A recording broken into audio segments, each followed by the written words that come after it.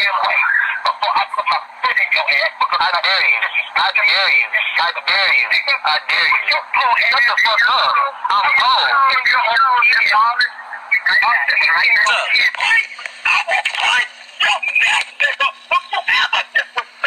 I did it.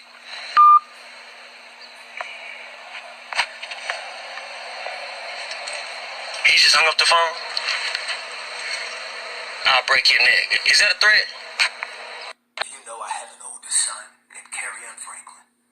In May, he'll be 33. For many years, we have had a toxic relationship with him as a family. We've tried for many years through counseling, through therapy, to try to rectify this private family matter. Recently, my son and I had an argument that he chose to record. I felt extremely disrespected in that conversation, and I lost my temper. And I said words that are not appropriate.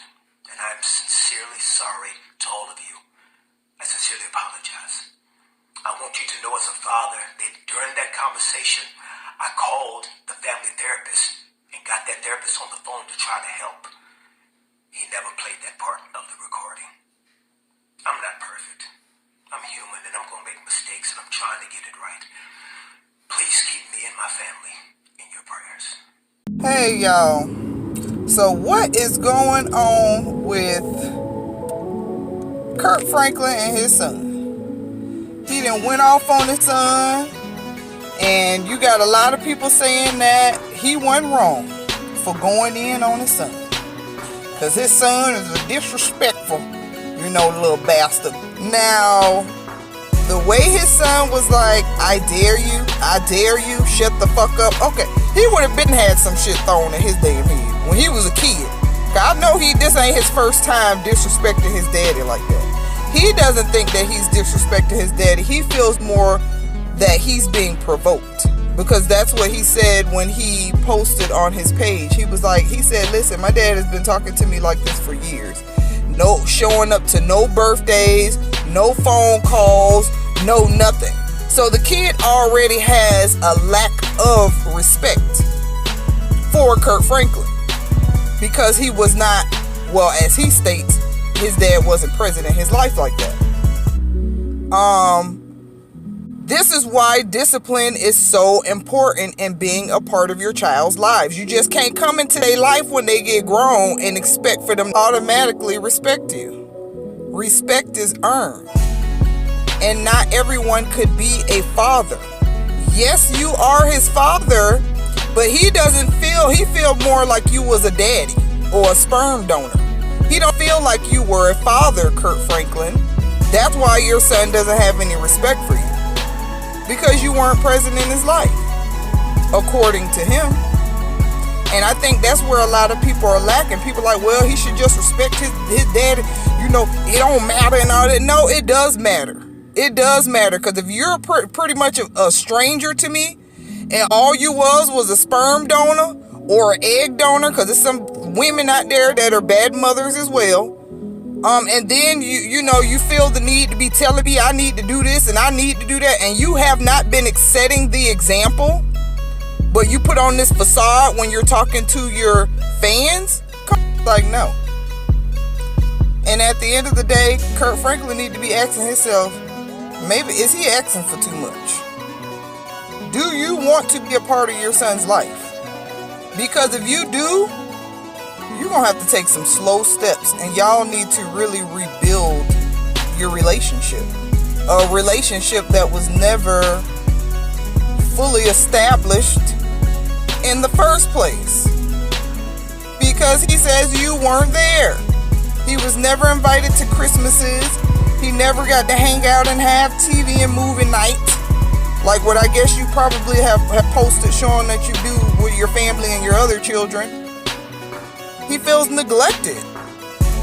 So a person that, and that is kind of like, this is the thing, especially when you have a parent that act like they so holy or so devout Christian and all this other stuff or whatever, but then they're not setting an example.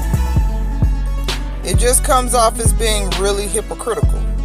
But he didn't know his son was going to expose him. And I feel like he just trying to catch that bag. He He trying to keep the bag going. He need all his followers to continue to support him. So I get it. He trying to protect his money. I don't know if he was truly sorry, because I feel like if his son push him again, he'll cuss his ass out again. He probably done did it before. So I wouldn't necessarily say he's sorry. And I think it's kind of funny that he apologized and saying that he's sorry and he's trying to do better. I'm trying to do better, you guys. Dude, you had a human moment. You had a human moment. You're a human being. You gonna cuss motherfuckers out sometimes. Or if you one of them people that, oh, I don't curse. I bet you done thought some stuff before. When Kirk Franklin says, I will break your neck, and his son took it as like a threat, like, is that a threat? Okay, that lets me know right there that he probably wasn't around when he was a child and he wasn't beating that ass. Because that's like an older person, especially an older black person saying, I'll break your neck. It's just a figure of speech. They ain't necessarily saying they're gonna break your neck, but basically stop playing with me. Since we talking about Kirk Franklin, let's go on to the Bible. So Exodus 20:12, honor thy mother and thy father, and thy days shall be long, right? But Ephesians 6:4 says, fathers, do not provoke thy children to wrath. All right, wrath is anger.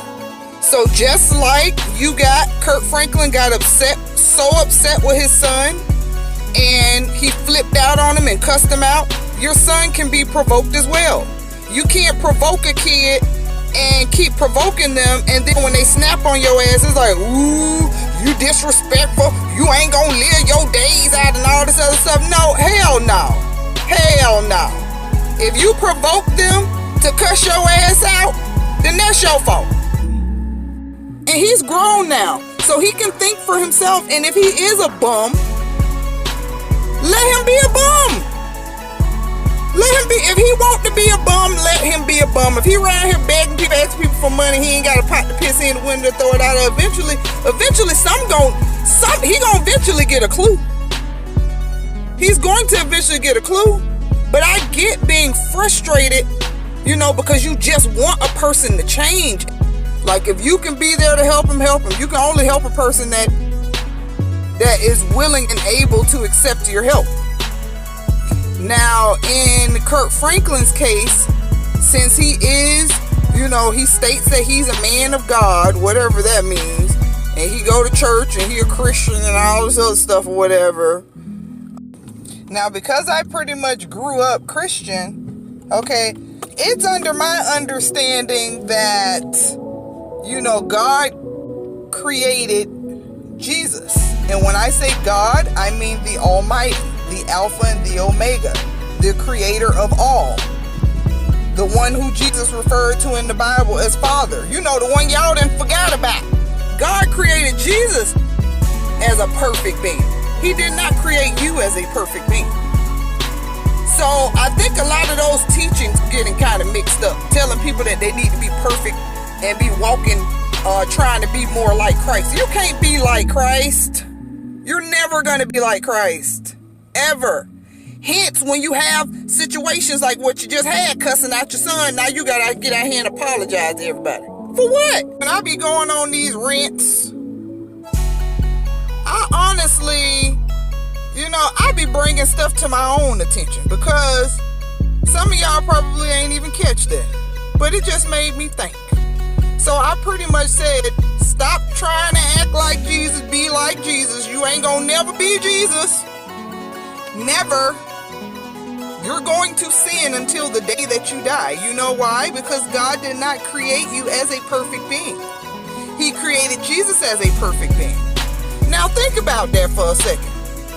If God created Jesus, and he created Jesus as a perfect being, and he expects for the rest of us to be perfect beings, why he ain't just he obviously has the means to create perfect beings, so why he ain't just make us all perfect?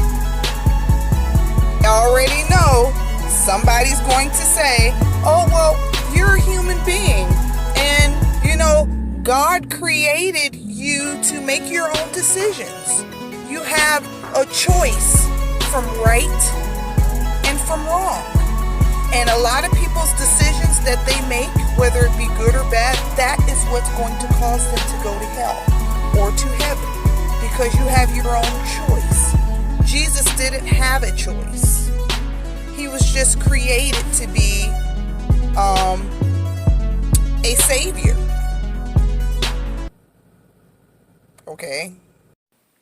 Now, I do believe in a sense that some people can be somewhat like Jesus, but my thinking of that is more of getting to a higher plane, getting your energy level up here, being kind to people. When you do positive things, you attract positive energy. That's why Jesus tells you to do positive things. When you do negative things, you attract negative energy. A lot of people don't understand that. And then fasting, meditating, those things are all extremely important. I mean, it is said that in some books that Jesus was able to, during meditation, astral project himself out of his body. He came back not to just teach us the old teachings, but he taught a lot of things. There's a lot of information out there that has been kept away from us, okay? And a lot of people are walking around asleep. And you're in these organized religions that have you brainwashed, not realizing that you are a powerful being if you're able to tap into that. But there's no way that you can tap into that if you see yourself as being not worthy. Who says that God made a mistake? Who says that you are not a powerful being? You just haven't tapped into it, and it's been taken away from you. Y'all need to stop lying to your congregations.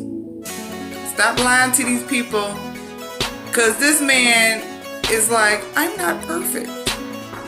I make mistakes. The fact that you have to tell people that, it's a problem. They should know that you ain't a perfect being. If you feel you need to apologize to anybody, the only person should be your son. And that's it.